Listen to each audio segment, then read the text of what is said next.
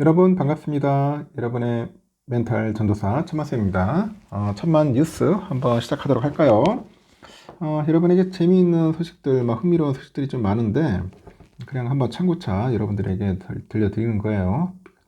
알고 있으면 나쁠 건 없을 것 같습니다. 세상 돌아가는 것도 알고 있어야죠. 너무 삼성에만 몰빵 때리지 마시고 저는 반도체 좋아하는데 너무 반도체 쪽에 몰입은 하지 마세요. 분산 투자 항상 늘 잊지 않았으면 좋겠습니다. 반도체가 요즘 굉장히 주춤거리고 있습니다. 지금 레거시 반도체도 상태도 안 좋고 수요도 별로 없는 것 같고 하여튼 그 반도체 가격이 안 오르면은 실적도 안 좋아지는데 여기 또 대한민국 1등 기업 삼성전자가 이렇게 빌빌거리고 있으니 우리 삼성전자 주주분들은 상당히 스트레스 받죠. 지금 삼성전자 임원들도 스트레스 겁내 받을 겁니다. 다 같이 지금 힘들어하고 있어요. HBM만 잘했으면은 이런 고생을 안 했을 텐데 도대체 HBM을 어떻게 만들었길래 계속 지금 퇴짜를 맞아가지고 지금 아직도 테스트 중이라는 게 도저히 믿기지가 않습니다.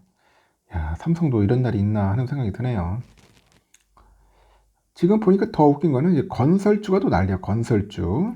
이 건설주 투자자들 곡소리가 또 이어지고 있어요. 반도체 못지않게 건설주도 난리더라. 이 부동산 시장이 침체가 또 이어지고 있어요. 그러다 보니까 건설주가 좀처럼 또 반등하지 못하고 있어요. 여기 또 금리 인하까지 더뎌집니다. 빨리 금리 인하를 하면 되는데, 지금 한국은행, 은행장이 아직까지는 총재죠, 총재가. 금리 인하를 안 했죠. 그래가지고 주가 하락세를 좀 부추기고 있는, 모습이다. 그런 이렇게 표현을 하죠. 금리 인하도 안 하고. 오늘 보니까 HDC죠. 현대산업개발. 전일 대비 480원 정도 내려가지고 16,320원에 현재 거래되고 있습니다. 전일 종가 기준 HDC 현대산업개발은 올해 들어서 6.93% 하락을 했고요. 다른 건설주들의 상황도 크게 다르진 않아요. 이 기간에 GS건설 0.23%, 동부건설 마이너스 4.58%, 계룡건설 마이너스 3.8%, 금호건설 마이너스 6.3% 이렇게 대부분의 건설주가 아주 뒷걸음질을 치고 있더라. 상태가 안 좋다. 이날 금호건설은 장중에 2,480선까지 밀리면서 80원까지 밀리면서 52주 신저가를 새로 쓰기도 했는데 불과 1년여 전인 지난해 2월 1일에 5,280원까지 올랐던 것과 비교하니까 벌써 53% 빠졌어요. 반토막 날라갔다. 반토막 날아갔어요. 당장 4분기 실적이 부진할 것이다.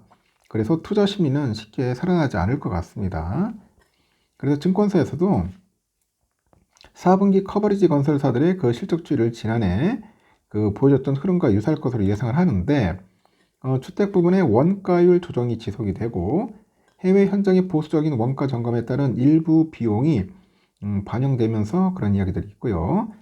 이 중에 대우건설, 현대건설, GS건설 4분기 영업이익이 시장의 컨센을 30에서 50% 정도 수준을 밑돌 거라고 합니다. 이렇게 아주 부정적인 그런 관측을 내놓게 됐어요. 특히 윤석열 대통령의 그 계엄령 이후로 한국은행의 금리 인하에 제동이 걸린 점도 건설주의 발목을 잡더라고요. 어제죠. 한국은행의 금융통화위원회가 기준금리를 연 3% 수준으로 동결했는데 이창용 한은 총재는 경기 상황만 보니까 지금 금리를 내리는 게 당연하다면서도 이자율은 경기뿐 아니라 워낙 여러 변수에 영향을 주기 때문에 그 영향을 같이 봐야 한다. 그런 얘기를 합니다. 그래서 지난해 11월 금리 인하 이후로 가장 큰 여건 변화는 비상기업 사태에서 촉발된 정치적인 리스크 확대였다. 소비, 건설 경기 등등 해서 내수 지표가 예상보다 많이 떨어지고 있다. 평가를 합니다. 이렇게. 증권가에서도 계엄 이후 달라진 투자 환경에 주목을 합니다. 올해 실적 개선폭이 제한될 것이다. 제한될 것이라는 예상됐던 건설사들은 올해 정부의 부동산 부양 정책에 드라이브에 대한 의존도가 높은 상황이었어요. 기업 사태 이후로 탄핵 전국으로 접어들면서 정책 공백이 불가피해질 것이다. 이렇게 또 설명을 하는 것 같습니다. 그래서 요즘 건설주 주주들도 상당히 좀 힘들어 하는 것 같습니다. 상황이 이렇다는 거 참고하시면 되고요. 그리고 또 요즘 ETF 관련된 이야기들이 있는데 요즘 ETF 많이 모으죠. 근데 ETF에 보니까 그 TR자 붙어 있는 거, 이 TR 붙어 있는 ETF에 대해서 또 이상한 이야기가 또 돌기 시작합니다. 결국은 그 TR을 없애겠다. 뭐 그렇게 이야기를 하는 것 같더라고요. 결국 또 세금 떼주는 거죠. 정부가 이제 국내 상장 그 해외 주식형 ETF 중에 이 배당금을 자동으로 재투자하는 게 있어요. TR이라는데 토탈 리턴. 이거에 대해서 사실상 운용 금지령을 내렸어요. 금지령을 내렸다. 이에 따라서 자산운용업계는 파장의 촉각을 곤두세우는데 투자자들은 혼란스러워하는 분위기더라.